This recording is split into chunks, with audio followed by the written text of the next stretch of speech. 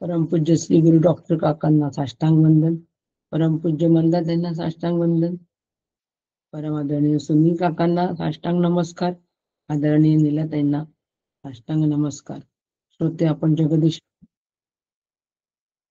साष्टांग नमस्कार करते. वक्तव्य सदर आपण आपल्या चिंतनासाठी, आपल्या व्यक्तिगत अभ्यासासाठी आपण सुरू केलेलं आहे. त्यामुळे प्रत्येकाची जबाबदारी आहे की माझं वक्तव्य मी तयार करावं आणि पडताळून पाहावं की आपलं बरोबर आहे की नाही. त्याच्यासाठी थोडं कठीण जरी वाटत असलं तरी सुद्धा एक एक पदर आपण वक्तव्याच्या माध्यमातून जेव्हा उकलून घेऊ तेव्हा मांडुक्य अतिशय सोपं जाणार आहे. तो वक्तव्य हे सदर प्रत्येकासाठी महत्वाचं आहे. आणि म्हणून कठीण जरी असलं मांडुक्य तरी एक एक पदर उकलत गेला की हळूहळू ते सोपं जातं. एकदम सोपं नाही वाटणार पदर उकलत गेल्याशिवाय. आणि म्हणून वक्तव्यासाठी अत्यंत सगळ्यांनी सतर्क असावं आणि हे माझं व्यक्तिगत मिशन व्हावं अशीच मी सगळ्यांना विनंती करते. काल आपण बघितलं की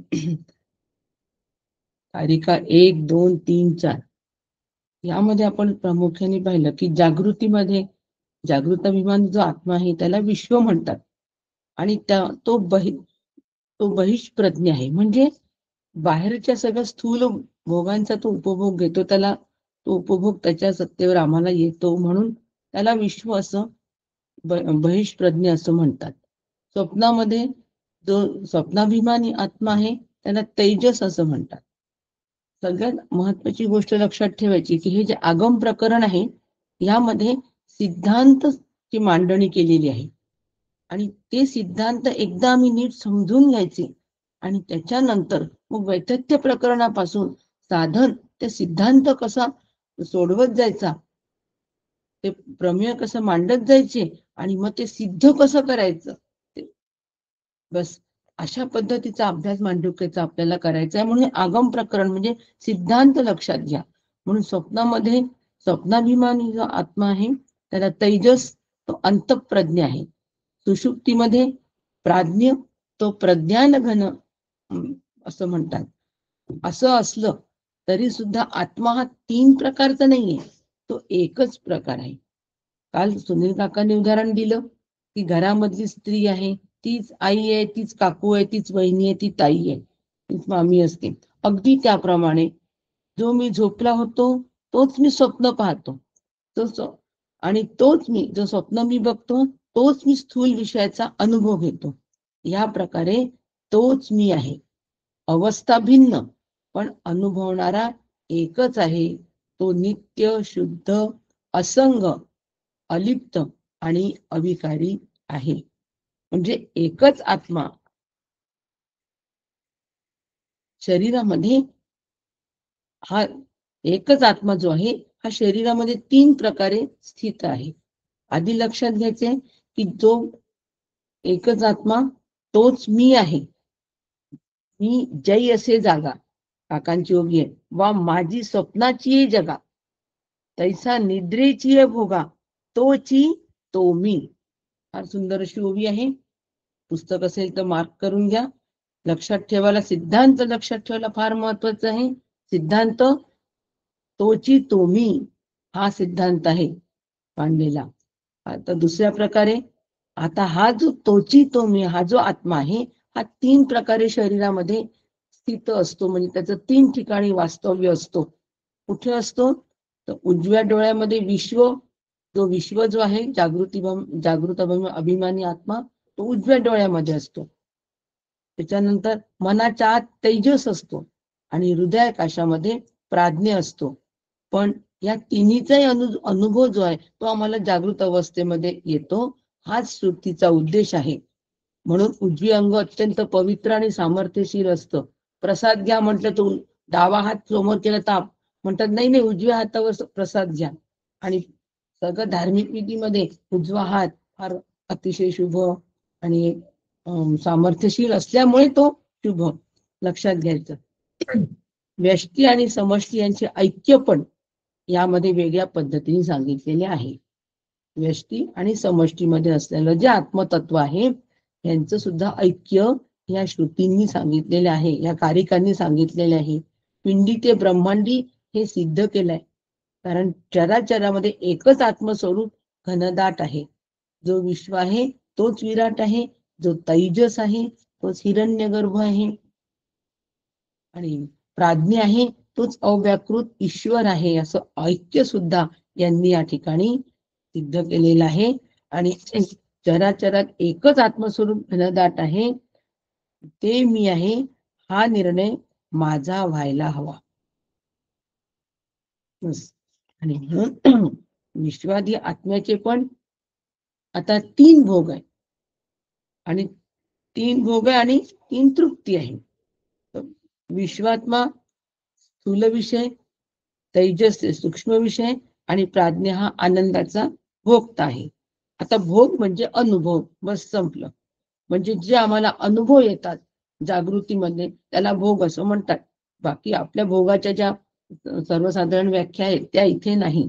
त्या शास्त्रीय शब्द हा भोग, आणि भोग म्हणजे अनुभव, एवढंच लक्षात ठेवायचं आहे. चौथ्या कारिकेमध्ये तृप्ती सांगितलेली आहे. त्या क्षणी इंद्रिय, चौथ्या कारिकेत तृप्ती सांगितली आहे. त्या क्षणी इंद्रिये जागृतीत भोग घेतात, त्या क्षणी इंद्रियांचं काम संपतं, त्याला तृप्ती असं म्हणतात. डोळ्यांनी चांगलं दृश्य पाहिलं, डोळ्याला समाधान मिळालं, डोळ्याचं काम संपलं, चांगलं दृश्य पाहणं एवढंच डोळ्याचं काम होतं, तृप्ती त्याला म्हणतात. आपली तृप्ती या ठिकाणी अपेक्षित नाही. तर ही तृप्ती शास्त्रीय शब्द आहे हा, भोग आणि तृप्ती. पण हे जरी झालं, 1 2 3 4 कारिका आम्हाला भोग, तृप्ती, त्या आत्म्याचं ठिकाण स्थित कुठे आहे, आणि तोच मी आहे, असे 4 पद्धतीचे आम्हाला या ठिकाणी मुद्दे 4 कारिकांमध्ये प्रकर्षाने सांगितलेले आहे. हे लक्षात ठेवायचे आहे. साधक साधक साधक डोक्यामध्ये एकच गोष्ट जर एकच गोष्ट हवी की मी साधक आहे, म्हणजे मग साधना चांगली होते. आणि ह्या कारिकांच्या माध्यमातून काकांनी आम्हाला साधन पण सांगितलेलं आहे. गाढ झोपेमध्ये आपल्याला सगळ्यांना सुखाचा अनुभव येतो, कारण इंद्रिय आणि मन हे लय पावलेली असतात. आता ही जर जागृतीमध्ये अंतःकरण वृत्ती जर लीन झाली, कुठे लीन करायची आहे? गुरुचरणाशी लीन करायची आहे. तर ही जर अशी अंतःकरण वृत्ती गुरुचरणाशी लीन झाली, तर मनश्चैन लग्न ततः किं ततः किं. माझ्या अंतःकरण वृत्तीचं जर गुरुचरणाच्या जशी स्थिर झाली, तिथेच ऐक्य जर असेल तर सुखरूपतेचा आनंद तिथेच येईल. म्हणून बाधितानुवृत्तीकडे, या जगाकडे, विषयाकडे पाहावे. 3 प्रकारचे मुक्त शास्त्रामध्ये सांगितले, काल आपण बघितले, सुनील काकांनी सांगितले. बहुमानस, नष्टमानस आणि समनस्क. पण बहुमानस हा जीवनमुक्त असतो, तो जीवनमुक्त मला व्हायचंय. मग यासाठी काय करायचं? तर ईश्वराच्या योजनेमध्ये आपण आहोत हे कायमचं लक्षात ठेवायचं. देही ज्या गुणांचे प्राधान्य, हे दुसरं साधन लक्षात ठेवायचं. तिसरं, जोपर्यंत जीवाचा विचार आहे तोपर्यंत आत्म्याचा विचार नाही. म्हणून जीवाचा विचार कमी करायचा, आत्म्याचा विचार जास्ती करायचा, अनात्म्याचा विचार कमी करायचा. आणि ईश्वर शरणागती फार महत्वाची आहे, कारण मोक्ष हा अंतःकरणात आहे. म्हणून अंतःकरणाचा टेंभा मिरवणं सोडलं पाहिजे, आणि हे या वरील प्रकारच्या साधनांनी सुटेल. म्हणून वृत्ती चैतन्याकडे राहील. चैतन्याकडे वृत्ती फिरवणे या नाव भक्ती. लक्षात ठेवायचं आपल्याला. वृत्तीकडे पाहताच वृत्ती आपण आताची विरे, आपण चैतन्य मात्र केवळ परिपूर्ण उरे. हे साधन मला करायचं आहे. आणि हे साधन करताना भोग भोगून अलिप्त कसं राहायचं हे पुढील कारिका आपल्याला सांगतात आहे. त्यासाठी अधिकारवाणीमधून सुनील काकांमध्ये श्रवण करूया. रामकृष्ण हरी. थोडं वक्तव्य 1-2 मिनिटे जास्ती होते, कारण विषय कठीण आहे, क्लिष्ट आहे. परंतु क्लिष्ट समजू नका, सिद्धांत समजून घ्या. सिद्धांताच्या बेसवर हे प्रकरण जर घेतलं तर अतिशय सोपं असं प्रकरण जाईल. रामकृष्ण हरी.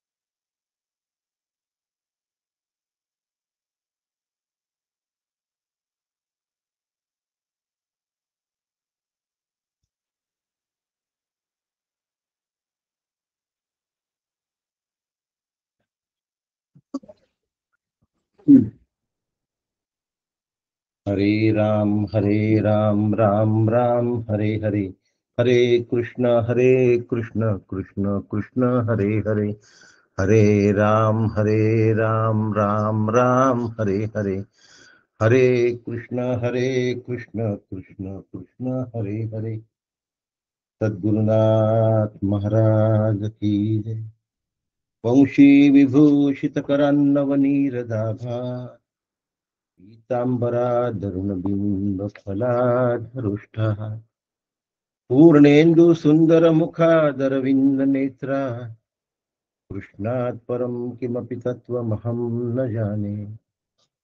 शङ्करं शङ्कराचार्यः सद्गुरु सर्वसन्निभः, सर्वेषां शङ्करः सन्तु सच्चिदानन्दरूपिणः।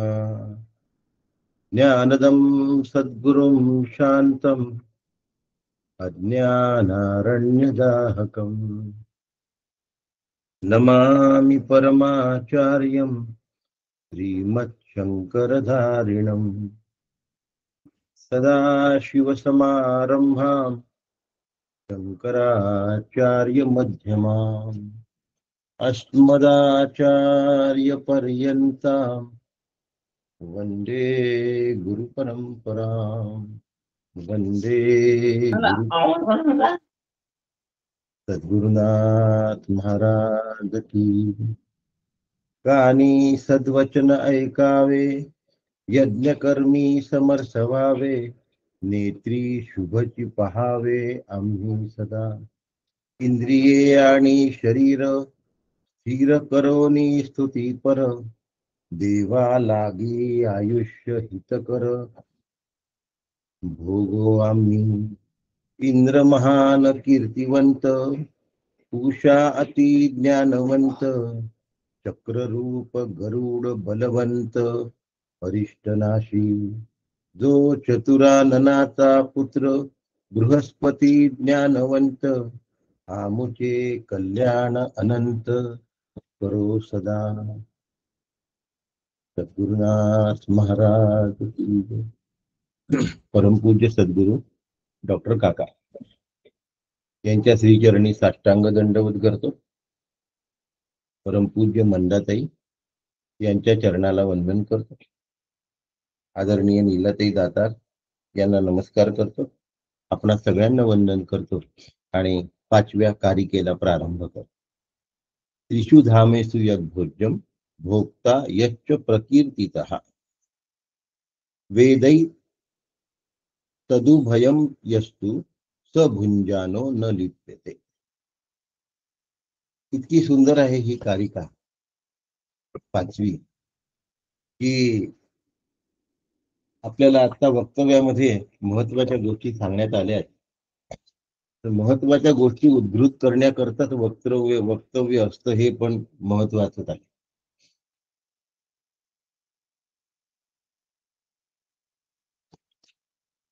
जागृत, स्वप्न आणि सुषुप्ती, त्रिषु धामसु, या 3 स्थानांमध्ये यद्भोज्यम भोक्ता यश्च प्रकीर्तिताः,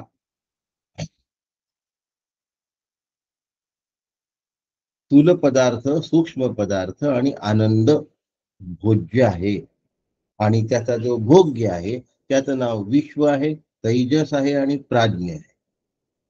म्हणजे भोग्य आणि भोक्ता दोन्हीच्या रूपाने त्या स्वरूपाला जो यथार्थपणे जाणतो। कसा आहे हा भोक्ता? हा भोगूनही अलिप्त आहे। नाही तर तुम्ही म्हणाल भोक्ता आहे आणि मग तुम्ही असं कसं म्हटलं बा, तर हा भोक्ता भोगून सुद्धा कसा आहे? अलिप्त आहे। भोगून सुद्धा ते मग नंतर काढजा। पहिली हे आहे की नाही, हे येल तो धुरा आपण नंतर काढू त्याचा। हे येल आहेत की नाही, हे पहिली येल आणि हे असे झालं, हे इकडलं काढून द्यायचं। दिलीप आहे, दिलीप आगरू म्यूट केलं मी।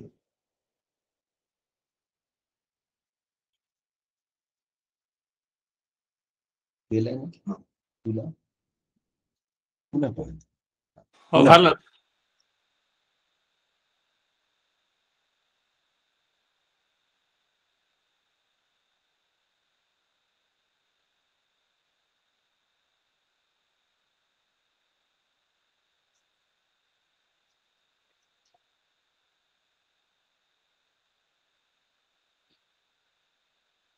हा 3 अवस्थांमध्ये स्थूल प्रविविक्त भोग आणि आनंद भोग हा घेऊन सुद्धा सर्व भोगांपासून अलिप्त असतो. तो त्या भोगामध्ये लिप्त होत नाही. आता भोग भोगून भोगांपासून अलिप्त राहता येतं का हो? प्रश्न आहे. आणि हे सगळे प्रश्न आपल्या जीवनातले सुटले तर हा अभ्यास होतो, नाही सुटले तर नाही होत. टीव्ही मध्ये आपण सुखदुःखांचे भोग पाहतो, पण टीव्ही मध्ये अतिदुःखाचा जर प्रसंग आला तर आपण स्वतःच ऊर बडवून घेतो का? आपण आपलं डोकं पिटून घेतो का? नाही ना. म्हणजे टीव्ही बघत असताना सुद्धा ते मिथ्या आहे हा आमचा निश्चय झालेला असतो. कोणी म्हणेल की मग टीव्ही बघायला काय हरकत आहे? त्याचा असा अर्थ नाहीये. त्याचा अर्थ असा आहे की तो तात्कालिक मिथ्यात्व निश्चय असतो. जगताच्या वागण्यामध्ये मिथ्यात्व निश्चय आमचा झालेला नसतो. आणि मी आत्मा आहे या विचाराकडे तर आम्ही वळतच नाही. म्हणून टीव्ही न बघणं चांगलं. आत्ताचा विषय दृष्टांत एकदेशी असतो की टीव्ही मध्ये जर दुःखाचा प्रसंग घडला तर आम्ही ऊर बडवून घेत नाही. तसं हा जगतामध्ये जर कुठले चांगले वांगले प्रसंग घडले तर त्याच्यामध्ये हा लिप्त होत नाही. कारण हा भोगता नाममात्र भोगता असतो.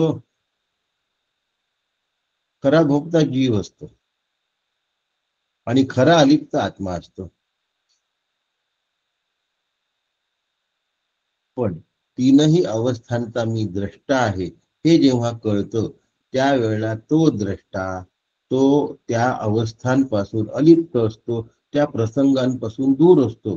उदाहरणार्थ टीव्हीचं उदाहरण झालं इथपर्यंत. अजून एक उदाहरण देतो. क्रिकेट मॅच मध्ये अंपायर फोर मारली तर खूप उड्या नाही मारत आणि विकेट गेली तर रडत नाही बसत. दोन्ही ठिकाणी अंपायर कसा असतो? काम अँड क्वाइट, स्थिर असतो. अंपायर स्थिर असतो. वा वा वा काय कॅच घेतली वगैरे असं नाही म्हणत बसत. तो फक्त कॅच आहे की नाही एवढंच सांगतो. याचा अर्थ विषयानी जो लिप्त होत नाही, विषयानी जो मलिन होत नाही, विषयानी जो आसक्त होत नाही,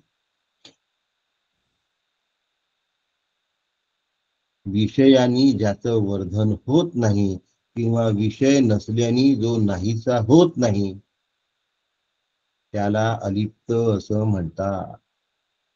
आणि ते तत्व असतं, ते तत्व माझं स्वरूप आहे हे जाणणं याला मांडूक्य उपनिषद असं म्हणतात. काही नवीन लोक जॉईन झाले होते. आज मला ते दिसले नाही आहेत. मी शोधलं त्यांना.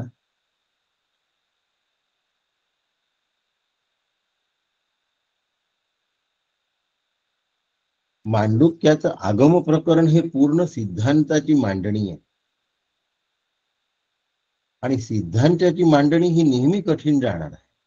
आणि याचं जे स्पष्टीकरण आहे ते वैतथ्य अद्वैत आणि अनाथ शांतीमध्ये आहे. आता जे सिद्धांताला जॉईन झाले त्यांना थोडा पेशन्स धरला पाहिजे की नाही? लगेच 2 दिवसातच आपल्याला कळलं पाहिजे असं कसं होईल? असं होण्याची शक्यता नाही. आता विषय आणि विषयी, विषय मिळाला तरीही विषयी प्रफुल्लित होत नाही, विषय न मिळाला तर विषयी मूर्छित होत नाही. पुन्हा आता शब्द आले की ती जी भाषा आहे ती भाषा मग थोडीशी काय होऊन जाते आमच्यासाठी अवघड होऊन जाते. आणि अवघड भाषेचं स्पष्टीकरण करायचं म्हणजे तेवढा वेळ द्यावा लागतो. तो देऊया आपण. भगवत पूज्य पादांनी उदाहरण दिलंय. अग्नी हा विषयी आहे.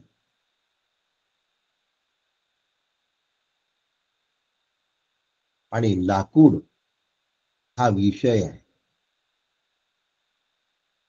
अग्नी हा विषयी आहे आणि लाकूड हा विषय आहे. आता लाकूड म्हणजे विषय अग्नीमध्ये घातला तर विषयी काय होत नाही, मध्ये वृद्धी होत नाही. अग्नीमध्ये कुठलीही वाढ होत नाही. आणि लाकूड जर टाकलं नाही अग्नीमध्ये तर अग्नीमध्ये कुठलीही घट होत नाही. शंकराचार्यांनी सांगून ठेवलंय, आपल्याला ते मानलंच पाहिजे आणि समजून पटवून घेऊन बुद्धीला मानलं पाहिजे. जबरदस्तीने नाही मानायचं आहे. मग आता थोडस समजावून घेऊया. लाकूड जर अग्नीमध्ये टाकलं तर अग्नी वाढतो असा बऱ्याच जणांचा समज असेल. आहे की नाही, एखाद्याने सांगून द्यावं. आहे का? आहे. लाकूड अग्नीमध्ये टाकल्यानंतर अग्नी वाढतो असा बऱ्याच जणांचा समज आहे. मग शंकराचार्यांनी तो म्हटलं असं काही भर पडत नाही. याचं उत्तर असं आहे की लाकूड जर अग्नीमध्ये टाकला तर ज्वाळा वाढतात, अग्नी नाही वाढत. ठिणगीमध्ये असलेला अग्नी आणि मशालीमध्ये असलेला अग्नी सारखाच आहे. ठिणगीतला अग्नी कमी नाही, मशालीतला अग्नी जास्त नाही. ठिणगीमध्ये ज्वाळांचा अभाव आहे, मशालीमध्ये ज्वाळाच ज्वाळा आहे. ठिणगीमध्ये ज्वाळांचा प्रादुर्भाव आहे आणि मशालीमध्ये ज्वाळांची मुबलकता आहे. पण अग्नी दोन मध्ये सारखाच आहे. मला असं वाटतं की माझ्या सांगण्यानी थोडंसं लक्षात आलं असेल. पण मी एक अजून उदाहरण देणार, मग वासंतीताईंकडनं त्याचं उत्तर घेणार. कोणीतरी कौतुकही केलं आहे सांगितलेल्या उदाहरणाचं. बघा आता जे उशिरा जॉईन झाले त्यांना कसं समजेल. खैर, पुन्हा एक वाक्य रिपीट करतो आणि पुढे चलतो. विषयामुळे विषयी कधीही वर्धन पावत नाही किंवा विषयी कधी क्षय होत नाही, असा मुद्दा आहे. लाकूड टाकल्याने अग्नी नाही वाढत, ज्वाला वाढतात. लाकूड कापल्याने, काढून टाकल्याने अग्नी नाहीसा होत नाही, ज्वाळा नाहीसा होत. मग तुम्ही म्हणाल तर अग्नी तर विझून जातो. लाकडामध्ये अग्नी आहे. अग्नितत्व लाकडामधलं कमी झालेलं नाही. पण आता हे थोडस समजलं आहे, थोडस नाही समजलं आहे असं मला वाटतं. म्हणून वासंतीताईंनी विचारलं त्याला दुसरं उदाहरण देणार आहे मी आता. आपल्या घरामध्ये विजेचे होल्डर्स आहेत आणि त्या होल्डर्स मध्ये आपण बल्ब लावतो.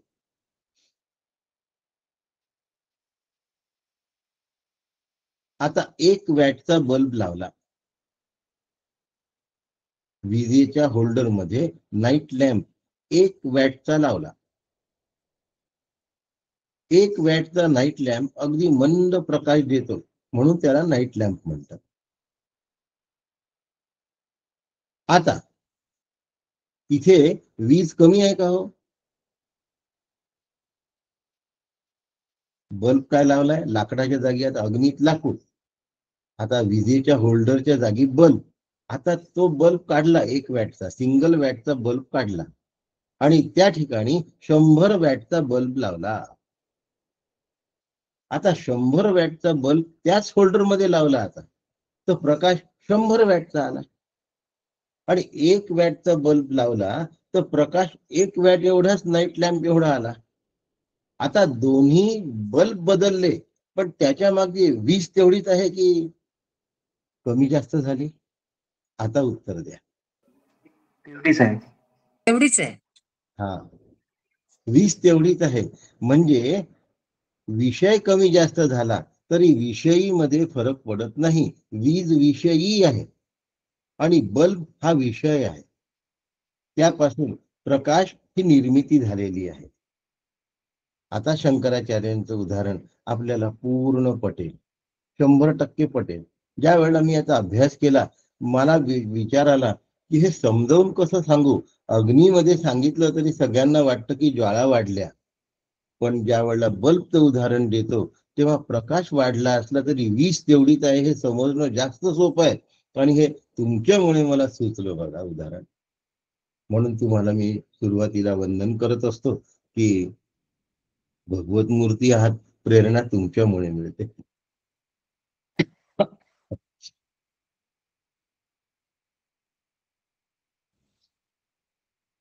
म्हणून जो ज्ञानी असतो त्याला माहिती आहे की जगतातला व्यवहार असला तरीही आत्मतत्व तेवढंच आहे, आणि जगतात व्यवहार नसला तरीही आत्मतत्व तेवढंच आहे.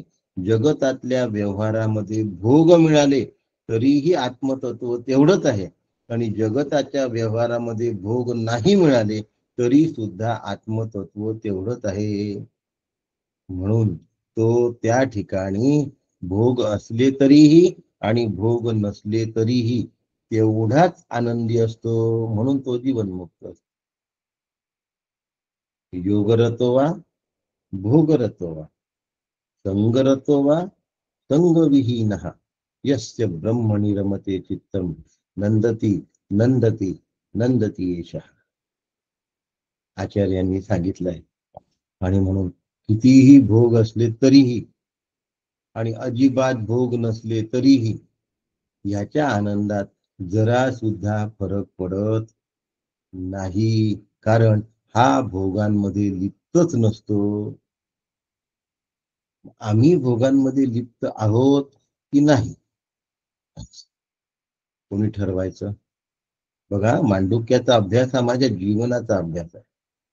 मी नेहमी सांगतो, नवीन माणसाने सुद्धा असा विचार करायला लागले तर त्याचं जीवन आनंदमय होणार. पण करून घेतलं तर होणार, आपोआप होणार नाही. मग आता मी लिप्त आहे की नाही कसं ओळखायचं. टीव्ही सिरियल बघत असताना अचानक लाईन गेली, हट्ट बा. काय सुरू होतं, हट्ट बा. आणि हा जो हट्ट बा नावाचा नाराजीचा सूर तत्काळ निघतो, मी लिप्त आहे. प्रवासाला जातो आहे आणि मध्येच गाडीला थांबावं लागलं. अरे अरे, लगेच दुःखी होतो. मी प्रवासाशी लिप्त आहे, आणि मी लिप्त आहे की नाही हे माझं मला कळतं आणि दुसऱ्याला सुद्धा कळत असतं. पण मी अलिप्त आहे हे दुसऱ्याला कळत नाही. अलिप्त राहणं फार कठीण असतं, आणि त्यासाठी भारतात जन्म घेणाऱ्यांना ते फार सोपं. नाहीतर लिप्तता सगळं मिळाल्यानंतर सुद्धा सुटत नाही. उदाहरण देतो. जगामधल्या सर्वोच्च मानल्या जाणाऱ्या अमेरिकेसारख्या देशाचा राष्ट्राध्यक्ष व्हायला मिळाल्यानंतर सुद्धा नोबेल पारितोषिक साठी हपापणं गेलं नाही. नोबेल पारितोषिक साठी झटणं गेलं नाही. बाहेरून स्तुती सुमन आणि सत्काराची अभिलाषा थांबली नाही.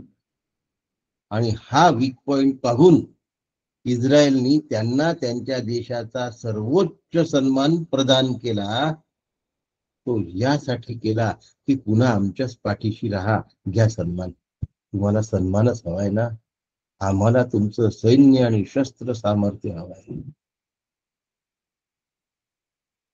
एका मोठ्या देशाचा राष्ट्राध्यक्ष झाल्यानंतर सुद्धा नोबेल पारितोषिक मिळवण्याचा हावरटपणा संपला नाही. म्हणून जगामध्ये केवढाही मोठा राजा हो, चक्रवर्ती हो की सम्राट हो, परमार्थिक तत्वज्ञानाच्या अभ्यासाशिवाय तो आनंद रूप राहू शकत नाही आणि भोगांपासून दूर जाऊ शकत नाही. म्हणून मांडुक्याचं महत्व आहे, म्हणून भारताचं महत्व आहे, म्हणून या तत्वज्ञानाचं महत्व आहे, म्हणून सद्गुरूंच्या मुखातून हे तत्वज्ञान समजून घेण्याचं महत्व आहे. 5वी कारिका या ठिकाणी संपलेली आहे की भोगांपासून अलिप्त कसं राहायचं. आता 6वी कारिका बघू. प्रभवा सर्व भावाना सतामिती विनिश्चयः सर्वं जनयती प्राणस चेतोर शुत पुरुष पृथक. चेतोन पुरुष पृथक. अस्तित्वामध्ये असलेल्या सगळ्या पदार्थांची निर्मिती होते असा विद्वान पुरुषांचा निश्चय आहे आणि बीजरूप प्राणच याची निर्मिती करतो. चेतन पुरुष भिन्न भिन्न चिदाभास रूपी किरणांची म्हणजे जीवांची निर्मिती करतो.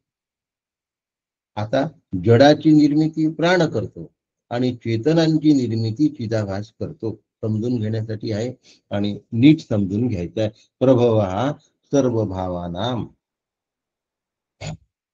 आता थोडस तत्वज्ञानाची मांडणी या ठिकाणी करून घ्यायला पाहिजे, तेवढी मी तुम्हाला या ठिकाणी सांगतो.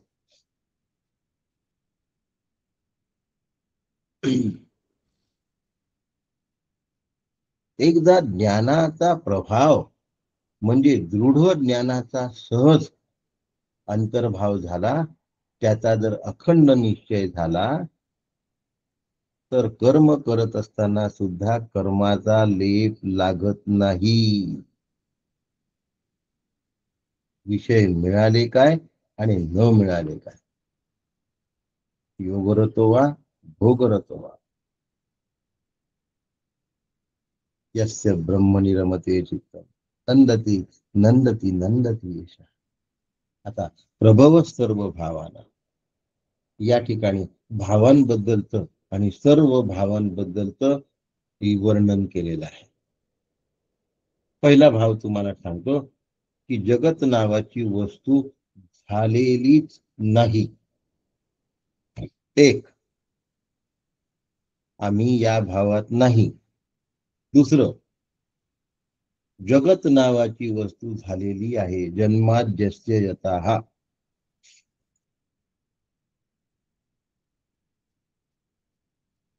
तीन,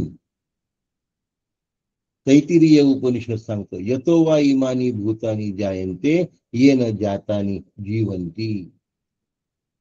सर्व भूते निर्माण झालेली आहेत. पहिलं जगत झालेलंच नाही, दुसरं जगत झालेलं आहे, तिसरं जगतामध्ये जीव झालेला आहे आणि चौथा अमृत अनुभवाचा मुद्दा या ठिकाणी मांडतो शिवा आणि शक्ती किंवा शिव आणि शिवा. शिव शब्दाचा अर्थ ब्रह्म असा होतो आणि शिवा शब्दाचा अर्थ माया असा होतो. माऊलींनी या ठिकाणी तो मांडला. आता सगळं जे जग आहे ते वस्तूची प्रभा आहे आणि शिव ही वस्तू आहे. चौथी मांडणी झाली. पाचवी मांडणी शंकराचार्यांची आणि ही चौथी मांडणी ज्ञानोबा माऊलींची. या दोन्हीही एकच आहेत. पाचवी मांडणी आहे अध्यारोप अपवादाभ्याम निष्प्रपंचम प्रपंचते.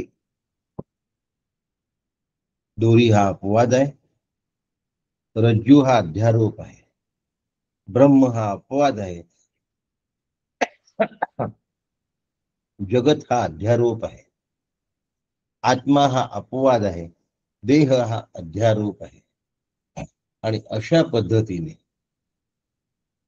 ज्या वेळेला आम्ही वर्गवारी करून वाटचाल करायला लागतो त्यावेळेला पारमार्थिक बुद्धीला परिपक्वता येते. नाही तर जगामध्ये जे जे दिसतं त्याच्याशी सत्यत्व बुद्धी जर माझी निर्माण झाली तर मग जगन निर्मितीची अभिलाषा निर्माण होते आणि मग जग नाही हे पटत नाही. म्हणून असे लोक खूप असतात. त्यांच्यासाठी जगत सत्यत्व बुद्धी आहे म्हणून सांगावं लागतं जग निर्माण झालं. सांगावं लागतं बरं. काही गोष्टी खोट्या असल्या तरी पण त्या सांगाव्या लागतात. मी नेहमी उदाहरण देत असतो. एका मुलाला पाढेच नाही येत.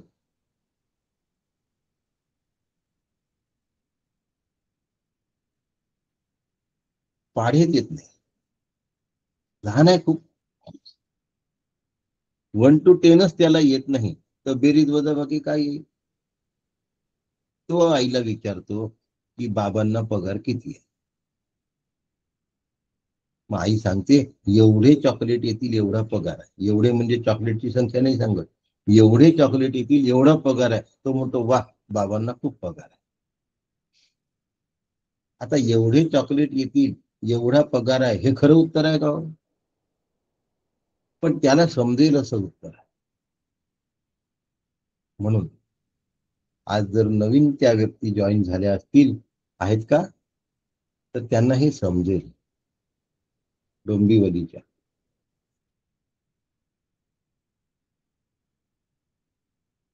असो. तर हे जे आत्मतत्व आहे हे आत्मतत्व समजावून सांगण्यासाठी जगत निर्माण झालं असं सांगावं लागतं. आणि म्हणून मग जगत जर निर्माण झालं तर जगतामध्ये 2 क्रमवारी सांगावे लागतात. एकाला जड म्हणतात आणि एकाला जीव म्हणतात.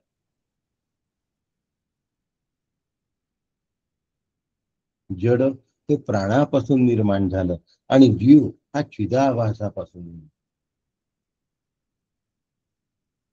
जड हे प्राणापासून तयार झालं. जीव हा चिदाभासापासून निर्माण झाला. म्हणून जीव सुद्धा वास्तविक अस्तित्वात नाही. जीव सुद्धा वास्तविक अस्तित्वात नाही आहे. पण जीव असल्याचा एक भास आहे.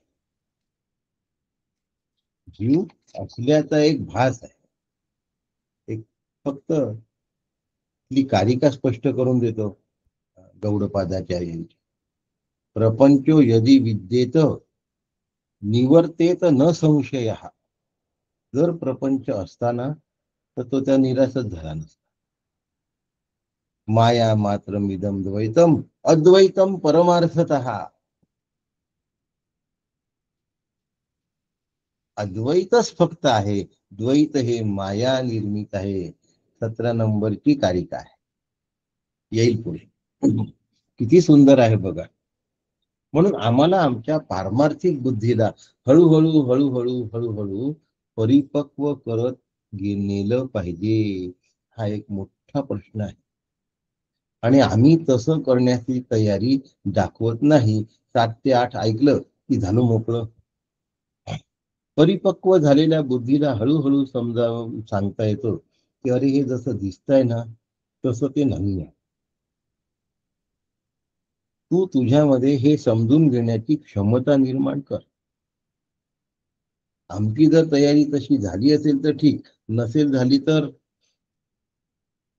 करवून घ्यायची. आमची झालेली आहे का? नाही झाली. जग झालं नाही हे आम्हाला पटत नाही. मग जग झालं आहे हे पटवून घ्या आणि झालेलं जग आत्म्याच्या अधिष्ठानावर ब्रह्माच्या अधिष्ठानावर आहे हे जाणून घ्या. म्हणजे जाणायला लागलं नाही असं आम्हाला हळूहळू हळूहळू वाटायला लागणार आहे. लक्षात आलं का? आणि म्हणून या मांडणी एकदा लहानाने मोठं तरी व्हायचं, वेड्यानी शहाणं तरी व्हायचं. म्हणून मनुष्य जन्माला आलेला आहे हे आम्ही स्वीकारायचं आहे. आणि मग हळूहळू विद्वत्तेमधून आमचं काय होईल? पुढे वाटचाल होईल. आणि ह्या वाटचालीतून जीव नावाचा गोष्ट जन्मालाच आलेली नाही हे आम्हाला समजेल. एकदा समजवणं कठीण जरी वाटत असलं तरी ते अशक्य नाही. ते समजावून सांगायचं काम करतात असं जेव्हा लक्षात येतं तेव्हा आम्ही समजून घ्यायचं यामध्ये विरोध नाही. जग झालं नाही आणि जग भासात्मक आहे, या दोनही सांगण्यांमध्ये जरा सुद्धा फरक नाही. पद्धती बदलली पण त्याच्या मागचा अर्थ बदलत नाही. मग आता सगळी जीवसृष्टी पुरुषापासून म्हणजे चिदाभासापासून निर्माण झालेली आहे आणि सगळी जडसृष्टी प्राणापासून तयार झालेली आहे.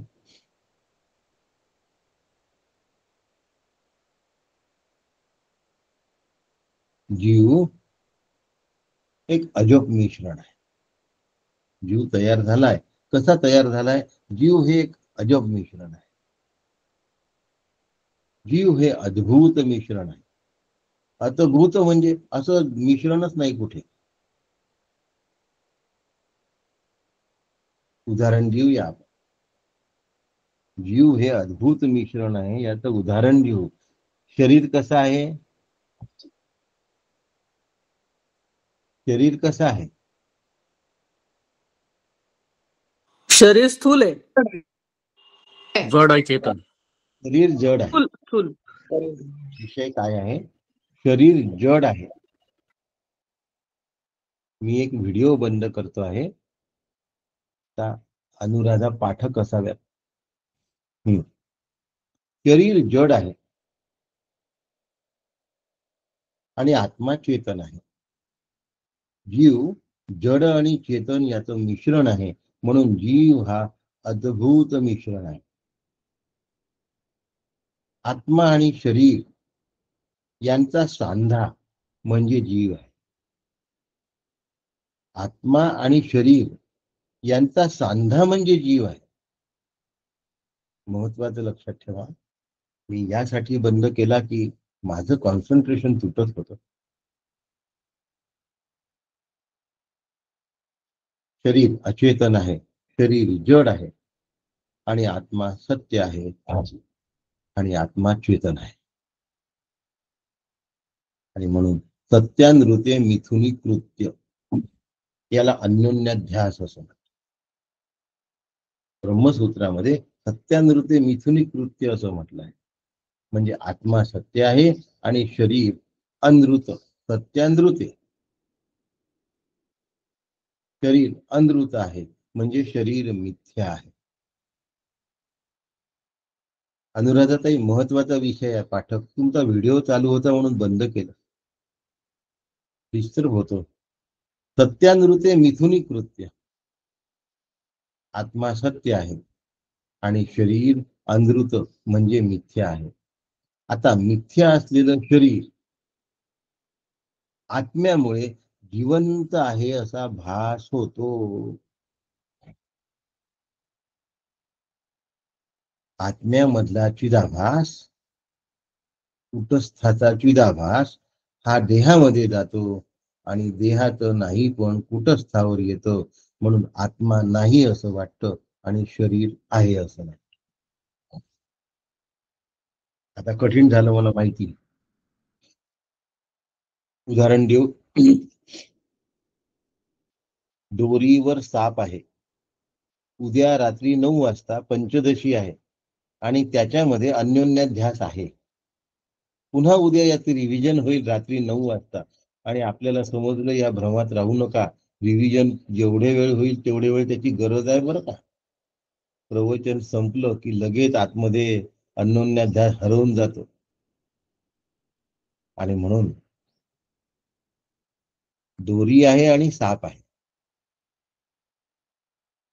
आता दोरी आहे, सगळ्यांना पटलं. साप आहे का हो?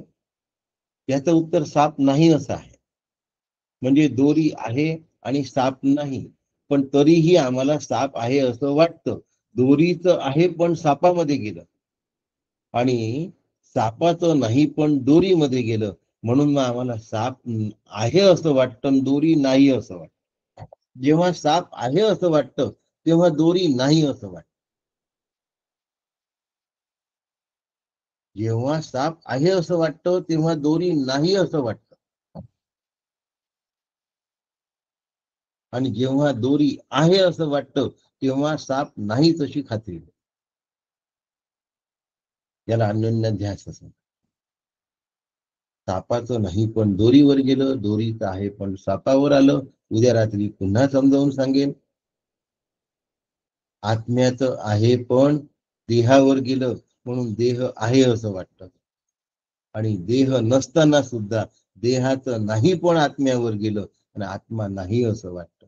असा भ्रम. ब्रह्म असून सुद्धा जगताचं नाही पण ब्रह्मावर गेल्यामुळे ब्रह्म नाही असं वाटतं, आणि ब्रह्माचं आहे पण जगतावर आल्यामुळे जगत आहे असं वाटतं. याला अन्योन्याध्यास असं म्हणतात. याला अध्यस्त अधिष्ठान असं म्हणतात. या मांडणीला अध्यस्त अधिष्ठान असं म्हणतात. या मांडणीचा म्हणजे या घडीचा आम्ही उपयोग करून घेतला पाहिजे. या घड्या संतांनी आणि शास्त्रांनी बसवून दिलेल्या आहे. भगवत पूज्यपाद श्रीमद आद्य शंकराचार्यांनी ही घडी स्वीकारलेली आहे, नवीन तयार केलेली नाही आहे. अध्यासवादाची घडी शंकराचार्यांनी वेदामधूनच घेतलेली आहे. पण तोपर्यंत अध्यासवाद कोणी या ठळकपणे मांडला नव्हता.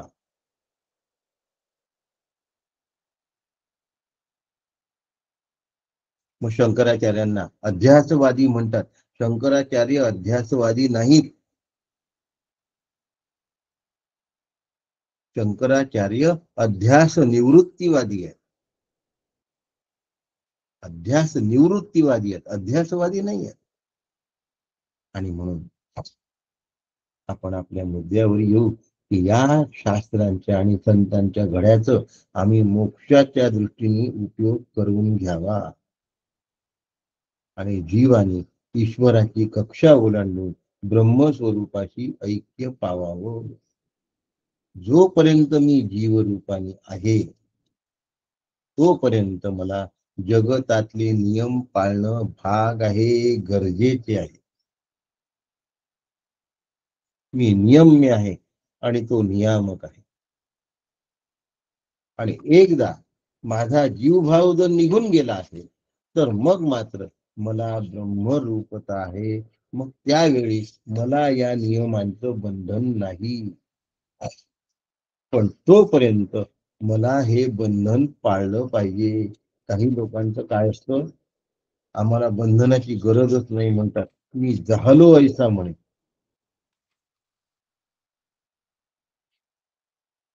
असं झालं तर मग मात्र गडबड आहे. आम्हाला गरज नाही.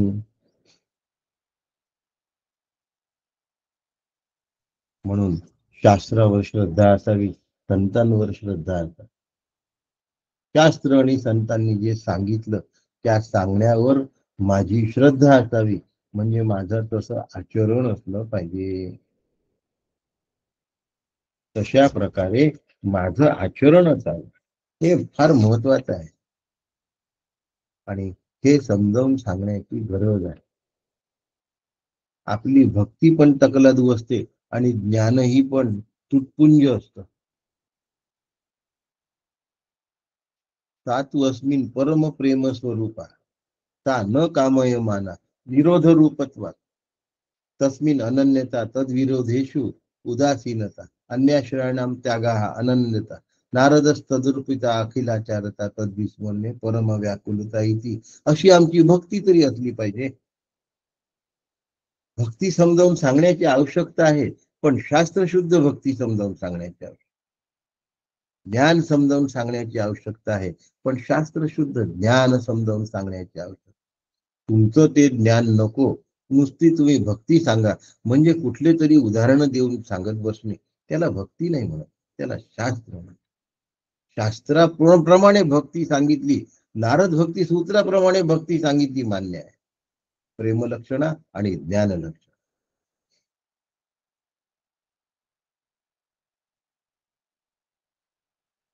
पुराणांच्या माध्यमातून, रंजकतेच्या माध्यमातून नाथ महाराजांनी कितीतरी गोष्टी सांगितल्या.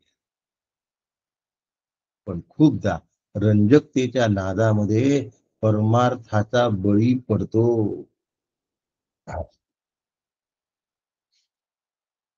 एक वेळ आम्ही एक कार्यक्रम घेतला होता, शिबिर घेतलं होतं. आणि ते शिबिर ज्या कोणी व्यक्तीने घेतलं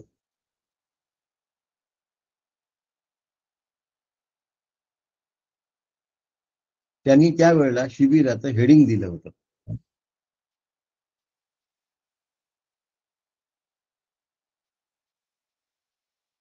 सांगता सांगता चाललं गेलं डोक्यातनं.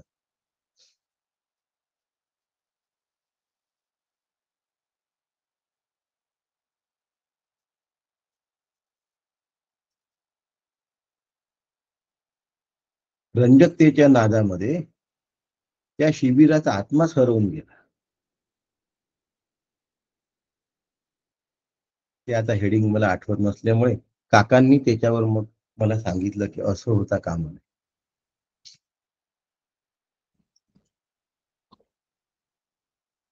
आठवलं तर उद्या सांगेन आणि आठवेल नक्की काही वेळाने. तर दुसऱ्यांनी दिलेलं नाव होतं आणि ते काही माझ्या मनाला पटत नव्हतं.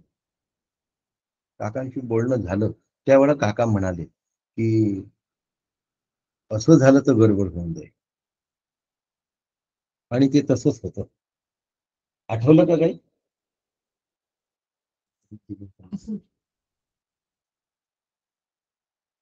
हा, आठवलं की मी सांगितलं हसत खेळत परमार्थ.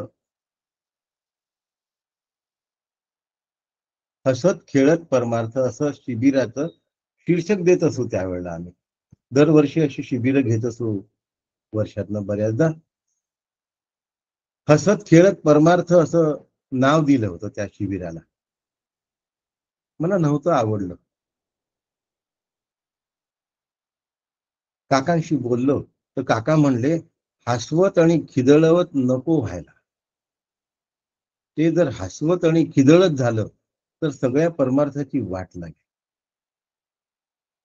म्हणून रंजकतेच्या नादाने परमार्थाचा बळी जातो असं त्यावेळेला काका म्हणाले.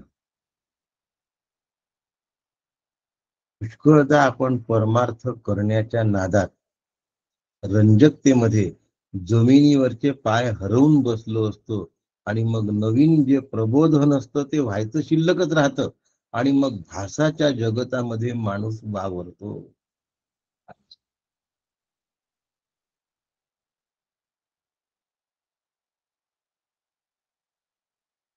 नुसत्या गमती गमती गमती केल्याने जीवनाचा खरा आस्वाद आम्हाला कळतच नाही. म्हणून हसत आणि खिदळवत तो परमार्थ व्हायला लागला आणि हरवून गेलं बघा सगळं. आणि तिथलं तत्वज्ञानच चाललं गेलं.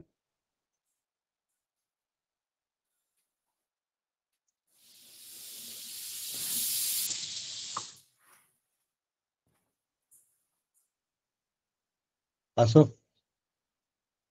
जोपर्यंत जगाचा भास होतोय तोपर्यंत जग आहे हे आम्हाला मानायचं आहे. पण आता ते भासात्मक आहे एवढं मानाय. जग नाही इथे तर आम्ही येतच नाहीये.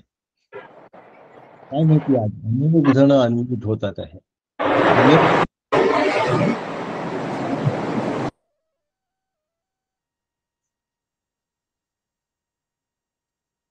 बुद्धिरूप अंतःकरणाच्या आरशामध्ये कुटस्थाचं प्रतिबिंब पडतं आणि त्याला चिदाभास असं म्हणतात.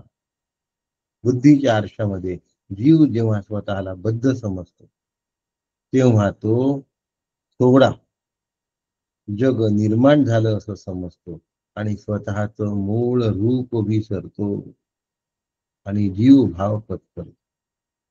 तेव्हा तुकोबा म्हणतात बोलावा विठ्ठल, पहावा विठ्ठल, करावा विठ्ठल जीव भाव. आणि अशा पद्धतीने तत्वज्ञानाला न सोडता भक्ती किंवा ज्ञान झालं पाहिजे. नाही तर मग आम्ही बस म्हणायचं तेवढं म्हणतो आणि मोकळं होतं. वेदांतैक्यवर वेदांतैक वेद्यराम, वेदांत वेद्यराम हे न समजले तर मग रामरक्षा नुसतीच म्हणणे हा प्रयोग होतो.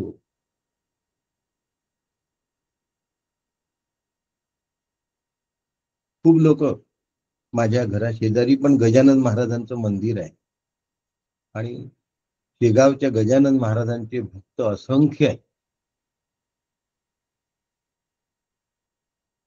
नियमित पारायण करणारे,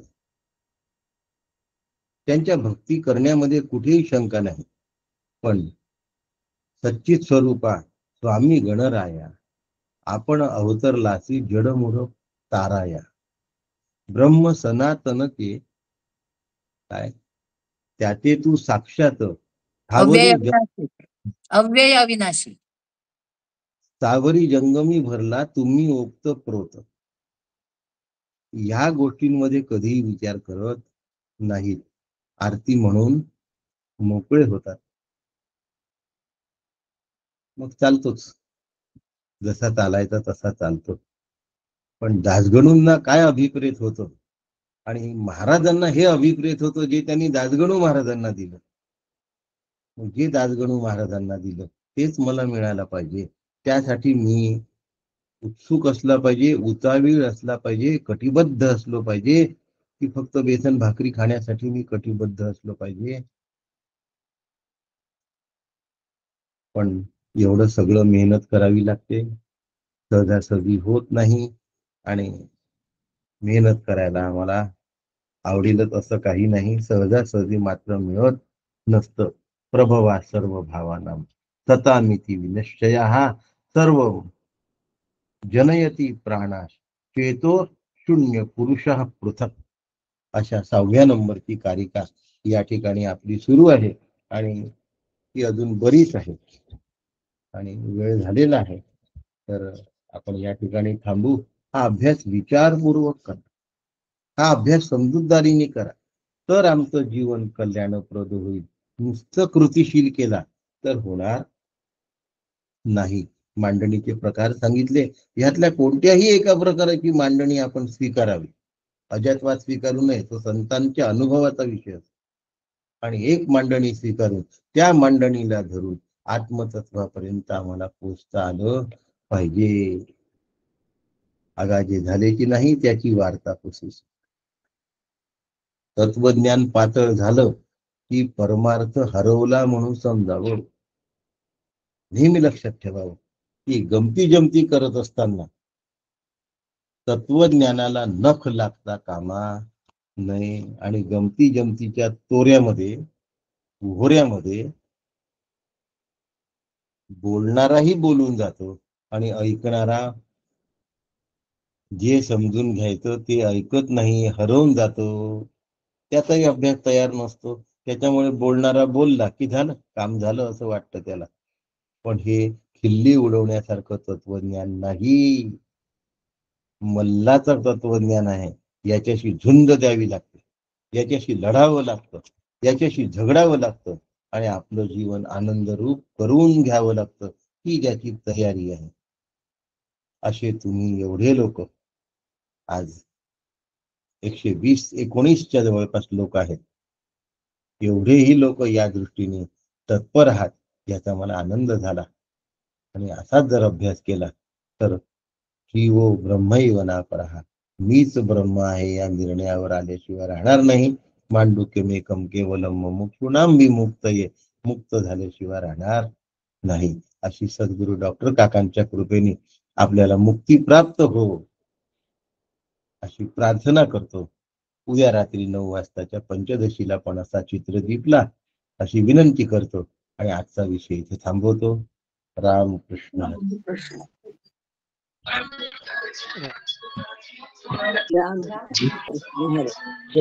रामकृष्ण हरी काका. रामकृष्ण हरी काका. रामकृष्ण महापुतेजी रामकृष्ण हरी काका, रामकृष्ण हरी.